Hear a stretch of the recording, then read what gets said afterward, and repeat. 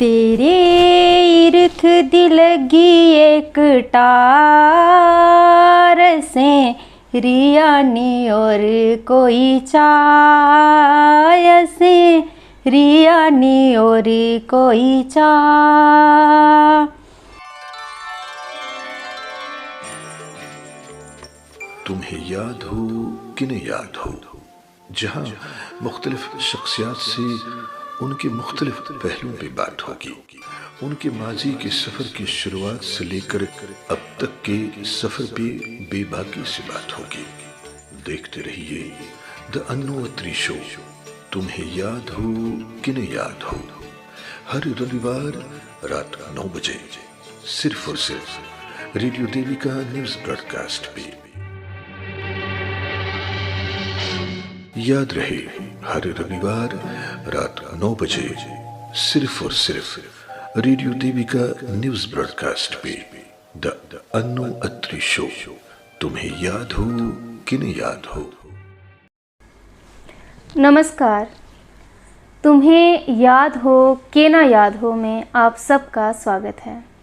साथियों, आज का प्रोग्राम थोड़ा ख़ास है क्योंकि आज हमारे प्रोग्राम में एक नहीं दो मेहमान हैं। हमारे पहले मेहमान हैं श्रीमती अनुराधा वर्मा जी और नीलू थापा जी।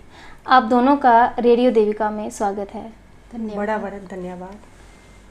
सबसे पहले तो मैं आपसे पूछना चाहूँगी कि आपकी पैदाइश और ये स्कूलिंग वगैरह कहाँ पर हुई है? मेरी पैदाइश जम्मू में हुई है और स्कूलिंग भी जम्मू से हुई। फिर उसके बाद मैं 90 में महाराष्ट्र पढ़ने के लिए चली गई। उसके 92 में आते ही मेरी शादी हो गई। जी। अच्छा नीलू जी, आपकी पैदाइश और आपकी स्कूलिंग? जी, मेरी पैदाइश उधमपुर में ही हुई है। छोटा सा गांव है प्रुआ जगीर के नाम से, वहाँ पर मेरी पैदाइश हुई है और मेरी पढ़ाई फिर उधमपुर में ही हुई है। आप दोनों पेशे से टीचर हैं और दूसरी तरफ देखा जाए तो दोनों ही बहुत अच्छी शायरा भी हैं। तो ये लिखने का शौक़ आप दोनों को कब और कैसे पड़ा? मुझे बचपन से ही कुछ किताबें पढ़ने का शौक़ था। ऐसी किताबें जिस पर ज़्यादातर कविताएं होती थी।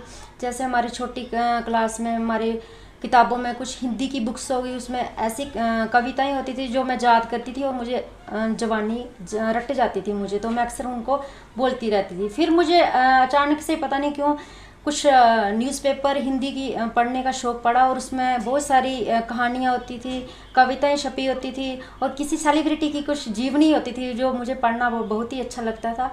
तो वहाँ से मुझे धीरे धीरे शौक़ पड़ा। फिर मैंने बहुत सारी ऐसे कविताएं पंक्तियाँ लिखना शुरू कर दी जो मैंने अपनी कॉपी में लिख के रख दी और फिर मैंने घर वालों से छुपा दी। मतलब किसी को दिखाई नहीं, खुद पढ़ती रहती थी और खुद ही छुपाती थी। तो ये मैक्सिमम हर शायर से ये सुनने को ज़रूर मिलता है कि वो लिख के हमेशा अपनी डायरी में छुपा देते थे और अपने घर वालों से खासकर। तो ये डायरी से सोशल मीडिया तक का सफ़र कैसा रहा? जी, सोशल मीडिया पर तो मुझे इसका पता नहीं था कि जहाँ पर भी शायर व शायरी होती है, कुछ भी होता है। तो अचानक से एक बार मेरी मुलाकात कलमकार के राइटर ग्रुप से हुई, जहाँ पर मैंने अपनी पहली बार एक कविता लिखकर सेंड करी थी वक्त। तो वहाँ पे कुछ गलतियाँ थी मेरी कविता में, तो मुझे इतना नॉलेज नहीं था इसका कि क्या मिस्टेक होती हैं, किस तरह से कविता जो है वो लिखी जाती है। तो मैंने अपने दिल से जो भी भाव थे मैंने उस कविता में लिख दिए थे। तो फिर अनु अत्री जी से मुलाकात हुई, उन्होंने मुझे पूरी तरह से गाइड किया। तो धीरे धीरे फिर मेरा रुझान और बढ़ गया इस साइड में और मैं लिखने लगी हूँ। जी। तो नीलू जी, जैसे कि आपने कहा कि आप सेलिब्रिटी की टॉक्स आपको पढ़ना बड़ी अच्छी लगती थी, तो कौन से सेलिब्रिटी को आप ज़्यादा उस टाइम पढ़ती थी, सुनती थी? क्योंकि बचपन में तो मुझे लगता है कि जो बचपन की एज होती है जब हम न्यूज़पेपर वगैरह पढ़ते हैं तो फिल्मों की तरफ कुछ खास रुझान होता है, कहानियों की तरफ कम होता है। तो उस टाइम आप कौन से सेलिब्रिटी को ज़्यादा फॉलो करती थी? जो भी न्यूज़पेपर में बड़ा चित्र आता था, जिस भी हीरोइन का, तो मैं उसको देखती थी, उसकी ड्रेसअप देखती थी। तो उसके बारे में जो भी लिखा था मैं वो पढ़ती थी, वो मुझे सभी अच्छे लगते थे उस टाइम, जो भी अच्छा था। मीन्स की फोटोज वगैरह देख के जिसका फोटो अच्छा होगा तो उसी के बारे में पढ़ना। फिर मैंने मैक्सिमम उनकी फोटो कट करनी और अपनी एक डायरी में चिपका कर नीचे शायरी लिखनी। ये मुझे बचपन से बहुत ज़्यादा अच्छा लगता था। और मैक्सिमम मेरी बहुत सारी जो डायरीज जो थी वो इस तरह की चित्रों से भरी पड़ी थी। कुछ कविताएं भी मैंने लिखी थी उस पर, तो जो आज तो अनुराधा जी, जैसे कि आपने कहा कि आपका सफ़र कहीं रुक गया था शायरी को लेकर, तो ये दोबारा कैसे शुरू हुआ? मेरी शादी के बाद, मेरी शादी तो काफ़ी बड़ी फैमिली में हुई थी, फिर बेटा हो गया तो मैंने लिखना छोड़ दिया था। कुछ फैमिली मैटर थे जिस कारण मैं लिख नहीं पा रही थी जी। तो फैमिली बड़ी होने के कारण काफ़ी सारी परेशानियां होती थी। फिर मेरे को मिले वरुण वीर जी, तो उनको पता था कि मैं लिखती थी। उन्होंने मेरे को फिर से गाइड किया कि लिखो और अपनी कविताएं हमें दो कलमकार ग्रुप में। कई बार मेरे से गलतियां भी होती थी। मेरी जो भी रचना थी उसमें मेरे दर्द भी था और साथ में जो घटता था मैं उसी को ही रियलिटी में लिखती थी। जी जी। तो उन्होंने मिलके मेरे को आगे प्रोत्साहन किया और उन्होंने मेरे को एक मंच दे दिया। बचपन में तो 8th 9th में थी तब मेरी शिराजा डोगरी, शिराजा वो यूनिवर्सिटी से काफ़ी सारी पोइम बोलने के लिए हम जाते भी थे। अभिनव थिएटर में कई बार प्रोग्राम किए हम लोगों ने। तब हमारे साथ है ये कवि रतन अंकल, तो 12 साल तो मैंने स्टेज पे भी काम किया है। तो काफ़ी जो मेरे साथ शायर थे, राइटर थे, रहे भी नहीं है, लेकिन उनका भी थोड़ा आशीर्वाद भी था। फिर बाद में जो मेरा शादी के बाद सफ़र था, उसके बाद मेरा जो जितनी भी हेल्प की है वो वरुण वीर जी को ही सारा क्रेडिट जाता है। जैसे कि आपने कहा कि बचपन में आपने थिएटर किया हुआ है, तो उसके बाद कभी आपका मन किया कि इस एज में भी आके आप थिएटर में काम करें? जब हम स्कूल में पहुंचे, जब हम क्या करते थे वैसा जो हमने किया, बच्चों में उनको डेवलपमेंट करते थे वो चीज़ें जो स्कूल के बच्चे थे स्टूडेंट में, क्योंकि उनको अपना बचपन उनमें देखते थे, क्योंकि वो बच्चे वही काम करे जो हमने सीखा हुआ है। जी। तो हमने बड़ी बारीकियां चीज़ें वहाँ से सीखी भी हैं और कुछ चीज़ें फादर, मेरी याद है मेरे को, मेरी एक पोइम KV1 में थी, मैं school teacher as a PT teacher थी। तब उन्होंने प्रिंसिपल सर R प्रसाद थे, उन्होंने बोला कि अपना ही रचना कुछ दो। तो मेरी पोइम थी उसमें मेरा वजूद जी। नारी के ऊपर था। मेरा बचपन से लेकर लास्ट तक उसमें मैंने बयान किया हुआ है। तो उन्होंने हमें लिखने के लिए पहले दिया। तब मेरे फादर डॉक्टर KL वर्मा, उनके पास मैंने पोइम दी, तो उनको उस समय पता चला कि मेरी बेटी लिखती भी है। ये उनके लिए सबसे बड़ा सरप्राइज था। आप दोनों ही शायरा, सोशल मीडिया पे काफ़ी शाई रहती हैं, तो आप दोनों से एक एक कविता ज़रूर सुनना चाहेंगे। बहनों भाइयों, आप देख रहे हैं द अन्नू अत्री शो। मैं आपको गज़ल सुनाना चाहूँगी। गज़ल है, तुम हमें अपना इरादा तो बता दो, कुछ इशारों में सही हक तो जता दो। तुम हमें अपना इरादा तो बता दो, कुछ इशारों में सही हक तो जता दो। बात तुमने गर जो कोई है छुपाई, तुम समझकर राज उसको बस दबा दो। बहुत खूब। तुम समझकर राज उसको बस दबा दो। रात के आगोश में कैसी चमक है, क्या यही है चांदनी इतना बता दो। वाह। क्या यही है चांदनी इतना बता दो। जिंदगी में जो हुई हमसे खताएं, जिंदगी में जो हुई हमसे खताएं, तुम हमारी हर खता की अब सजा दो। तुम हमारी हर खता की अब सजा दो। मैं भटक जाऊं अगर राहे मोहब्बत, मैं भटक जाऊं अगर राहे मोहब्बत, तुम बुलाकर सब शराफत बस कजा दो।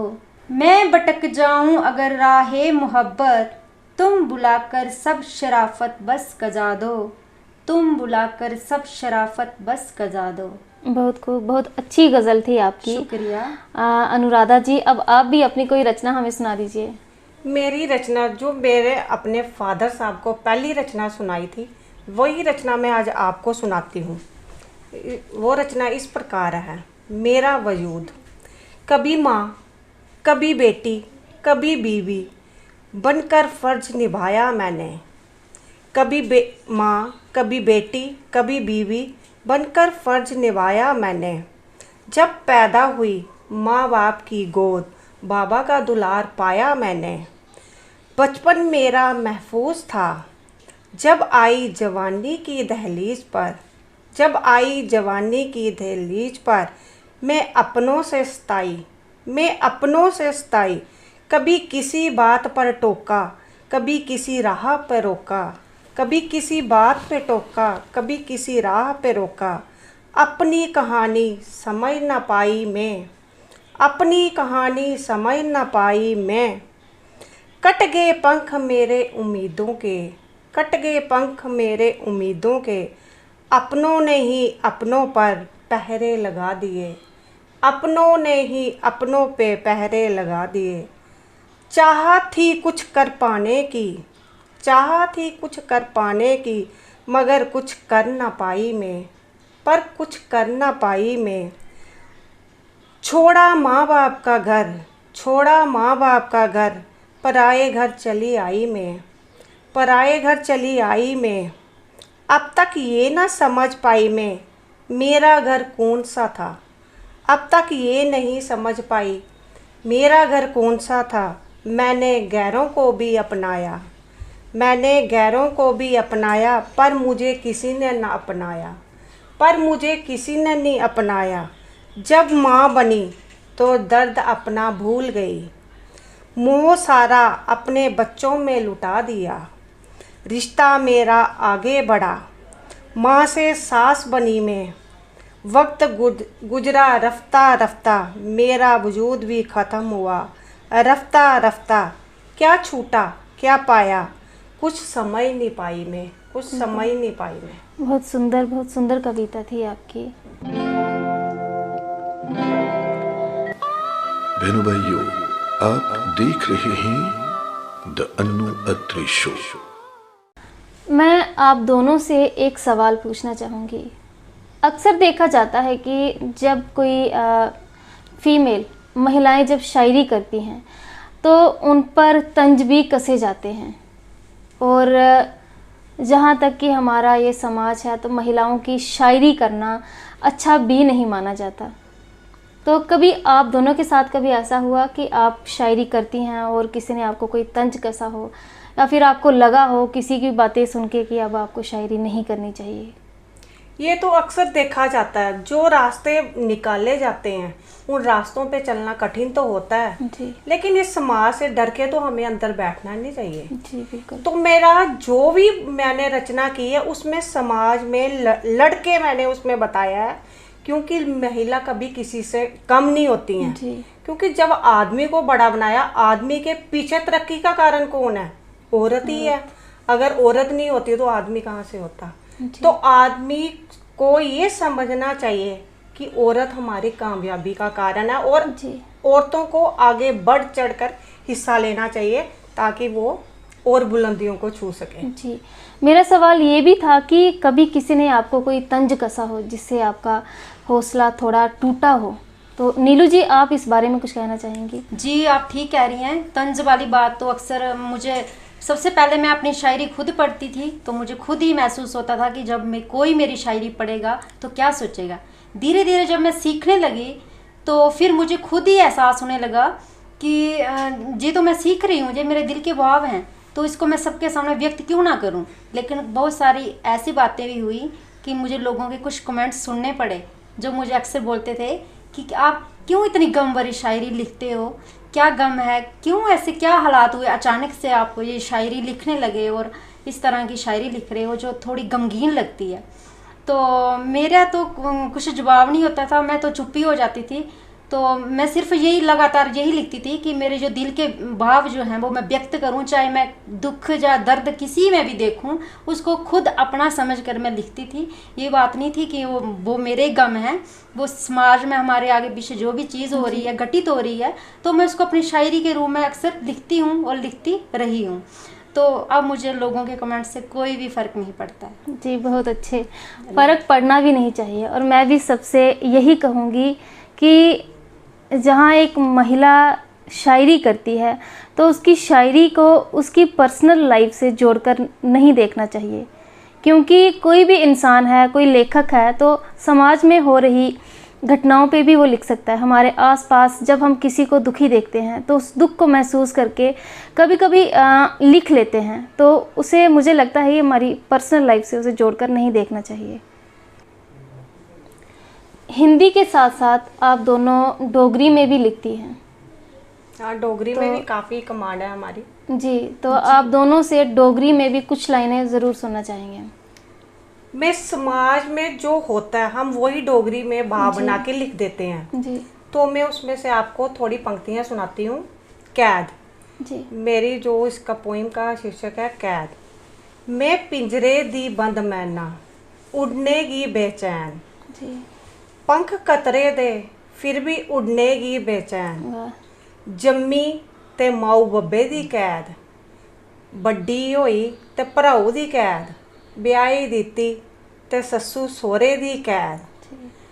दसो लोको मैं उड्डां ते कियां उड्डां, वाह, दसो लोको उड्डां ते कियां उड्डां, मेरे पंख कतरे दे न। ये सवाल मेरा लोकें कन्नै है। दसो कि औरत इन्नी गुलाम बनी चुकी दी है, लेकिन अज दे समाज एह् औरत गुलाम नहीं है, नहीं एह् गुलाम रही सकदी है, नहीं एह् गुलाम है ही।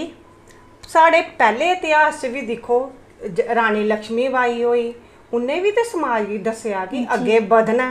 जी, हर तरक्की दे कारण, मैं फिर आखनी अपने वर्ड ये आखने कि हर तरक्की दे कारण औरत है। कदे सी दुर्गा पूजदे, कदे मां लक्ष्मी पूजदे, तो फिर की इसी कैद कीते दा? क्या सीता ही हर युग च परीक्षा देनी होग असें सीता बनिए?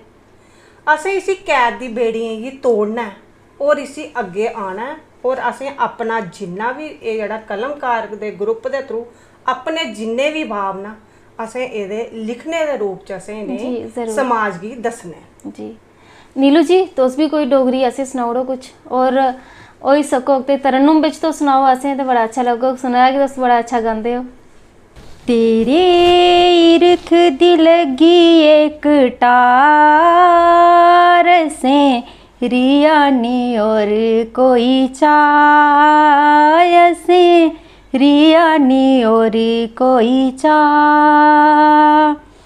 खबर नी होई दिल कियां गया खोई, खबर नी होई दिल कियां गया खोई, नींदरां गवाची गईयां अखां गईयां रोई, नींदरां गवाची गईयां अखां गईयां रोई, सोन दा महीना तारे पई गईयां तूरां, सोन दा महीना तारे पई गईयां तूरां, छम छम पवे बरखा मन मेरा चूरे, छम छम पवे बरखा मन मेरा चूरे, हुन आई जा दिले दिया जानिया, हुन आई जा दिले दिया जानिया, तेरे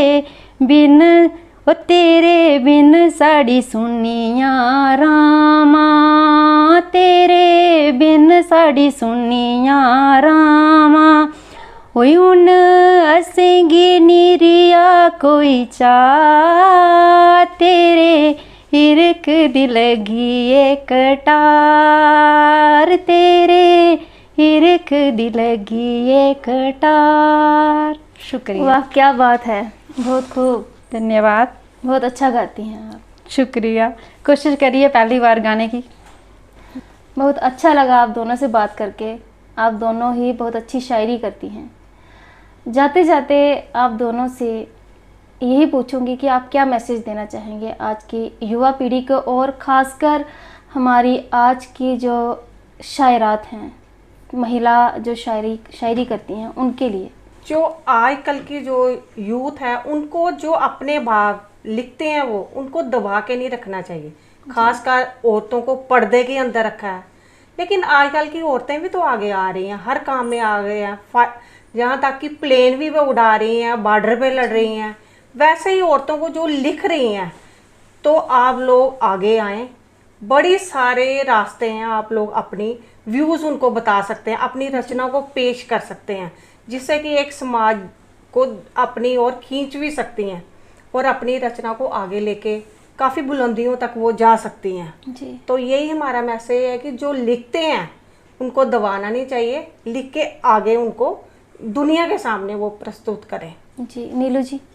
सबसे पहले मेरा मैसेज रहेगा उन पेरेंट्स के लिए जिनकी बेटियां हैं, वो अपनी बेटियों को ज़रूर पढ़ाएं, इस काबिल बनाएं कि वो अपना नाम रोशन कर सकें। क्योंकि हाँ भी 5 बहनें थी, मेरे पिताजी भी ये चाहते थे कि उनकी बेटियां थोड़ा पढ़ लिख जाएं कि वो अगर कहीं जा भी रही हैं तो कहीं गाड़ी का नंबर पढ़ सकें। उनकी ये ख्वाहिश थी कि वो इतना ही पढ़ जाएं तो ठीक है। तो उन्होंने अपनी बेटियों को इस तरह से पढ़ाया कि आज उनकी बेटियां स्वावलंबी हैं, खुद अपने पैरों पर खड़ी हैं। तो मैं यही मैसेज देना चाहूँगी सभी पेरेंट्स को कि वो अपनी बेटियों को ज़रूर पढ़ाएं और उन्हें आत्मनिर्भर बनाएं। तो मेरा दूसरा मैसेज जो है वो औरतों के लिए जो लिखना चाहती हैं, मेरी तरह वो भी होंगी, उनको ये फीलिंग होगी कि अगर हम लिखेंगे तो हमारे वहाँ जब लोग पढ़ेंगे तो क्या सोचेंगे। तो उनको इस बात को ये नहीं सोचना चाहिए कि वो अगर लिख रही हैं तो लोग पढ़ेंगे तो उनको तंज कसेंगे, पता नहीं क्या क्या उनके मन में फीलिंग आएगी, क्या क्या सोचेंगे। अगर वो लिख रहे हैं तो बिंदास होकर लिखें और अपनी शायरी को, अपने भावों को व्यक्त करें। मेरी यही मैसेज है मेरी तरफ से। जी, तो उन्होंने बहुत अच्छा मैसेज किया और मैं भी कुछ इस बारे में बोलना चाहूँगी। जैसे कि अनुराधा मैम ने कहा कि औरत को पर्दे में रखा गया है, और मैं सोचती हूँ कि अच्छी बात है कि औरत को पर्दे में रखा गया है, लेकिन एक दूसरा पहलू ये भी है कि औरत के लिए जो दायरा समाज ने तय किया है वो बड़ा तंग दायरा है। बस उस दायरे को थोड़ा सा खुला कर दें ताकि लड़कियां भी अपनी मर्ज़ी की जो वो करना चाहती हैं उस दायरे में रह के अपने पंख फैला सकें। तो ये थी हमारी आज की 2 खास मेहमान, अनुराधा वर्मा जी और नीलू थापा जी। और मुझे उम्मीद है कि आप दोनों को इनकी बातचीत सुन के काफ़ी अच्छा लगा होगा। अगले हफ्ते फिर किसी और शख्सियत के साथ हाजिर होंगे। तब तक के लिए नमस्कार। दोस्तों, आप देख रहे थे द अनु अत्री शो। तुम्हें याद हो कि नहीं याद हो, अगली रविवार एक और नई शख्सियत के साथ हम आपकी मुलाकात करवाएंगे। जब तक के लिए इजाजत, देखते रहिए the radio Devika news broadcast.